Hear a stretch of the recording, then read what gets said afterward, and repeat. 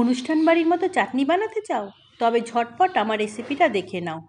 4টে tomato নিয়ে ধুয়ে কেটে মিক্সিতে একটা ঘন পেস্ট বানিয়ে নিলাম। আর ড্রাই ফ্রুটের মধ্যে দিয়ে দেবো কাজু, কিশমিশ, খেজুর, আখরোট। এবার তেলের মধ্যে 2টো শুকনো লঙ্কা ও সর্ষে ফোড়ন দিয়ে টমেটোর পেস্টটা দিয়ে দেবো।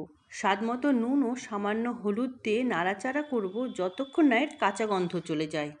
টমেটো সেদ্ধ হয়ে গেলে দিয়ে দেবো সব কেটে ধুয়ে রাখা ড্রাই ফ্রুটগুলো। আরও একটু নাড়াচাড়া করে দিয়ে দেব চিনি। 4টে টমেটোর জন্য আমি 2 কাপ চিনি দিয়েছি। ও সামান্য জল। কিছুক্ষণ ফোটার পর দিয়ে দেব সামান্য তেঁতুল গোলা ও একটু আদা ঘষে।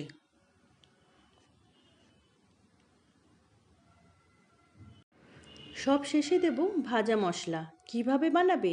মৌরি, সাদা জিরা, শুকনো লঙ্কা, এলাচ, দারচিনি শুকনো খোলায় ভেজে নিয়ে মিক্সিতে ঘুরিয়ে নিতে হবে। সেটি দিয়ে দিলাম। ব্যাস তৈরি আমার অনুষ্ঠান বাড়ির মতো চাটনি। কেমন লাগলো আমার রেসিপিটা অবশ্যই জানাবেন।